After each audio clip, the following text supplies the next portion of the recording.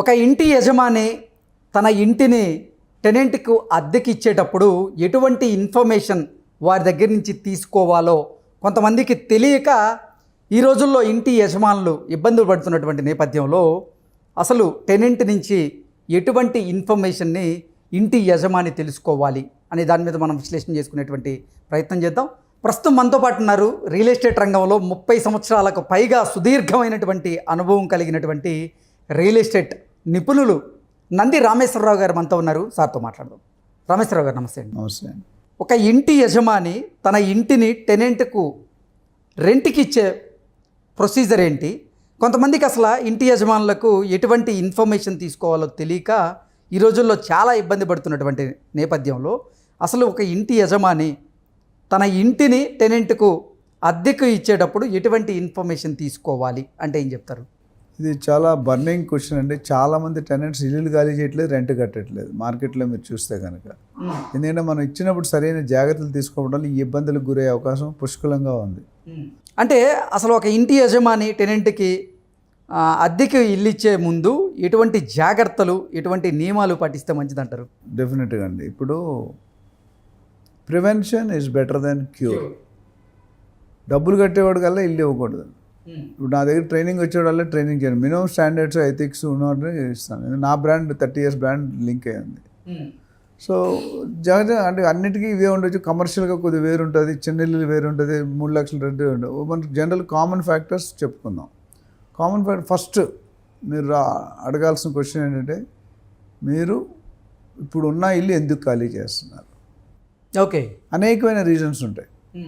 So reason సరే ఇప్పుడు immediate అంతకుముందు ఎక్కడో ఉండుంటారు. 10 సంవత్సరాలు బయట ఉన్నారు అనుకోండి, పెళ్ళాక 2-3 ఇల్లులు మారి ఉంటాం కదా. 2-3 సంవత్సరాలు జనరల్గా మారుతూ ఉంటారు. ఆఫీస్ ట్రాన్స్ఫర్ కావచ్చు, వాడు ఓనర్తో పడకపోవచ్చు, లేదా పక్కనోడితో పడవచ్చు, ఏదో ఒకటి ఉంటుంది. సో అంతకుముందు ఎక్కడ ఉన్నారు, అక్కడ ఎందుకు మానేస్తారు అంటే అక్కడ ఎందుకు ఖాళీ చేస్తారు, ఒక 2-3 అడగాలి. అడిగాక ఆ ఓనర్ రెఫరెన్సెస్ ఇస్తాడా అని అడగాలి. 90% ఎవరు. నాకు కూడా 1-2 ఇల్లు ఉన్నాయి. దాన్ని నాకు సడన్గా ఒక కప్పులు వచ్చారు. రాత్రి 8 గంటలు చూసారు, 8:30కి అడ్వాన్స్ ఇచ్చేస్తాను. ఏదో ఒక ఆకాశం చేసి వచ్చాడు. క్లారిటీ ఉంది. ఎందుకంటే అరగంటలో ఎవరు ఇల్లు మారరు. నేను వెళ్ళి పర్సనల్ వెళ్ళి చూస్తే హిస్టరీ తీస్తే అక్కడ దెబ్బలాడుకొని వచ్చాడు ఓనర్తో. అంటే అలాంటి దెబ్బలు మన దగ్గర కూడా చేసే అవకాశాలు ఉన్నాయి కదా. ఓకే, అంటే పాత ఓనర్ రెఫరెన్స్ ఎవరైనా అడిగితే ఇక అసలు ఇంటికి వచ్చే అద్దెదారు ఎవరైతే ఉన్నారో అతనికి అసలు ఇల్లే దొరికే అవకాశం ఉండదు కదా సార్ హైదరాబాద్లో? ఉంటుందంటే మీరు ఆ క్యారెక్టర్ ఉన్నప్పుడు ఉన్నది తీసేస్తారు కదా. ఇప్పుడు మనం ఓనర్ ఓనర్ అవసరం లేదు సార్, నేను మీకు అడ్వాన్స్ ఇస్తాను కాబట్టి 500 ఎక్కువ ఇస్తాను సార్. అసలు అలాంటి కదా ఇవ్వకండి. అక్కడ ఎప్పుడైనా ప్లాన్డ్గా చేస్తారు. మారేవాడు 1-2 నెలలు ముందు కూల్గా చూసుకొని ఫ్యామిలీ. ఇప్పుడు ఆయన పెద్దవాళ్ళు ఎవరు రాలేదు, పిల్లలు చూస్తే 22 సంవత్సరాలు ఉన్నారు. సో ఫైనల్గా ఏమొచ్చిందంటే మ్యారీడ్ కపుల్ ఇంట్లో చెప్పా చేయకుండా వస్తే అక్కడ ఆ ఇంటి అడ్రస్ తెచ్చిన అక్కడ పట్టుకున్నారు పేరెంట్స్. అది తప్పించుకోవడానికి ఇక్కడ వచ్చాడు. సో నేను ఇవ్వలేదు అంటే ఇది ఒక ఎగ్జాంపుల్. అన్నీ ఇలా ఉండవు. ఇంకొకటి అడిగినప్పుడు మీరు ఓనర్ రెఫరెన్స్ ఇస్తారంటే ఓనరు ఎందుకు సార్ నేను అంటాడు. అంటే మీరు డౌట్ చేయాలి. నెక్స్ట్ మీరు ఏ కంపెనీలో జాబ్ చేస్తారు, లేదా బిజినెస్ చేస్తారా, జాబ్ చేస్తారు, ఏ కంపెనీ, పలానా ఎక్వేషన్ కంపెనీ మీరు ఎవరు రిపోర్ట్ చేస్తారు, మేనేజర్ రిపోర్ట్ చేస్తారు, ఆ మేనేజర్తో మాట్లాడవచ్చు. బహుమతి లేకుండా అడగాలండి. ఇవన్నీ మీకు సేఫ్టీ. వాడిని ఏదో ఇబ్బంది పెట్టాలనే ఉద్దేశం కాదు, మనం క్లారిటీగా ఉండాలి. ఇప్పుడు ఏదో బాధపడతారంటే కొన్ని సామెతలు ఉన్నాయి కదా, మనం మగమాట పెడితే ఏమవుతుందో మీకు ఐడియా ఉంది. మగమాట పడదు. మీరు ₹1 కోటి, 2 కోట్లు, 3 కోట్లు ఇల్లు ఇస్తున్నారు. ఇల్లు ఇచ్చినాడు ఆయన ఇచ్చే రెంట్ అంతా కొన్ని వేలలో ఇస్తాడు. దానికి మా తాతగారు చెప్పేవారు, fools build houses for others. ఏమన్నాను? Fools build houses for others. ఎందుకంటే మీరే ఒక 3 కోట్ల ఇల్లు అద్దెకి ఇచ్చారు, ₹100 ట్యాప్ పోయింది, నువ్వు అవుట్ హౌస్ ఇస్తున్నావు, ఏమైనా రెంట్ తీసుకోవట్లేదా, ట్యాప్ బాగా చేయించి వచ్చి అంటాడు. మన వాల్యూ అంతా 3 కోట్లు, ఆయన ఇచ్చేది 30,000 40,000. అంటే మనం ఎలా ట్రీట్ చేస్తున్నాడు? అందుకని ఆ డైలాగ్. నెక్స్ట్ మీకు పాన్ కార్డు ఉందా, ఆధార్ కార్డు ఉందా, కంపెనీలో నేను ఏమైనా రిఫర్ చేయొచ్చా? మనం చెయ్యం, వాడు అడిగింది అన్నట్టు తెలిసిపోద్ది. మనమైతే చెయ్యం, కానీ చేస్తామన్నట్టు భయపడతాడు. అన్నీ క్లియర్గా ఉన్నాయనుకోండి, అన్నీ క్లియర్గా ఉన్నప్పుడు మనకి ఇబ్బంది ఉండదు. అదేమంది ఎంతమంది మెంబర్స్ ఉన్నారు, పిల్లలు ఎంతమంది ఉన్నారు, అమ్మా నాన్న ఉంటారా మీతో పాటు, వెజ్జా నాన్ వెజ్జా, ఆల్కహాలికా నాన్ ఆల్కహాలికా, స్మోకింగా నాన్ స్మోకింగా, ఇవన్నీ అడగాలంటే అడిగితే మంచిది. అడగకుండా ఇస్తే మీరు రిస్క్ చేయాలండి. ఇప్పుడు కొంతమంది ఉన్నారు మార్వాడీస్ ఉన్నారు, వాళ్ళు నాన్ వెజ్ వాళ్ళకి ఇవ్వరు. కొంతమంది అందరు ఇస్తారు, బయట ఏం చేయకూడదని ఇంట్లోనే ఏమైనా చేసుకుని ఉంటారు, అదొకటి చూస్తారు. అట్లానే కార్లు ఎన్ని ఉన్నాయి మీకు, బైకులు ఎన్ని ఉన్నాయి, మన పార్కింగ్ ఏంటి, రైట్. తర్వాత మన టర్మ్స్, కమర్షియల్ టర్మ్స్ ఉంటాయి, నా అడ్వాన్స్ ఇంత, నోటీస్ పీరియడ్ ఇంత, ఎవ్రీ ఇయర్ ఇంక్రీజ్ ఇంత, మంత్లీ రెంట్ ఇంత, అవి చెప్పాలి. సో ఇలాంటి క్వశ్చన్ చాలా, అంటే మీరు సింపుల్గా కొన్ని క్వశ్చన్లు చెప్పాలి, ఎక్కువ క్వశ్చన్ వస్తే మరి. ఇంకా కొంతమంది కమర్షియల్గా అయితే కొద్దిగా పెద్ద ఇల్లు అయితే ఎఫ్ఐఆర్స్ ఉన్నాయి మీ మీద ఏమైనా, ఎఫ్ఐఆర్లో అక్యూజ్డ్ ఉన్నారా మీరు, లేకపోతే ఆపోజిట్ సైడ్. అక్యూజ్ అంటే డైరెక్ట్లీ హిట్, అంటే నీకు ఏదో సంథింగ్ రాంగ్ చేసామని. కంప్లైంట్ వేయడం వేరు, కంప్లైంట్ ఎవరి మీద వేసే వేరు. కంప్లైంట్ వేసినట్టుగా అంత ఎఫెక్ట్ ఉంటుంది, కంప్లైంట్ ఎవరి మీద తీసే వాడికి ఎఫెక్ట్ ఉంటుంది. సో ఆ లెవెల్ రిఫరెన్స్ చేసుకోవాలి మీరు. సో ఇలాంటి క్వశ్చన్ అని అడిగి తీసుకుంటే 90% బాగానే ఉంటారండి.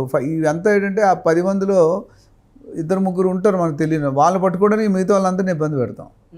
ఎన్ని రోజులకు ఉంటారు మీరు ఇల్లు అంటే ఇప్పుడు అద్దె తీసుకుని, కొంతమంది 2 నెలలకే తీసుకుని, పక్కన ఇల్లు కట్టుకుంటే మరమ్మతు చేసిన 2 నెలలకు వచ్చి అలాంటి వాళ్ళకి ఇవ్వడం వేస్ట్.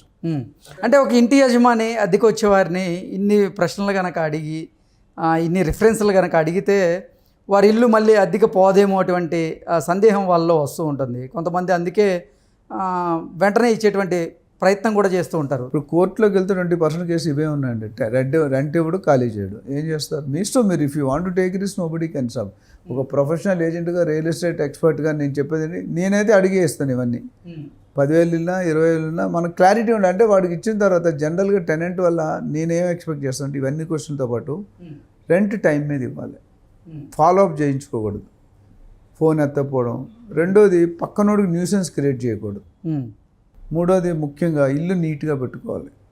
ఇప్పుడు అద్దెకి వచ్చేవారిని ఇంటి యజమాని కనుక ఇన్ని ప్రశ్నలు వేసి ఇన్ని రిఫరెన్స్లు కనుక అడిగితే, ఇప్పుడు అద్దెకి వచ్చేవారు ఎవరైతే ఉన్నారో, నేను ఇవన్నీ చేస్తాను కానీ మీరు నేను మీకు రెంట్ పే చేసినట్లుగా మీరు రసీదు కూడా నాకు ఇవ్వండి అని అడిగితే పరిస్థితి ఏంటి? ఇవ్వచ్చు.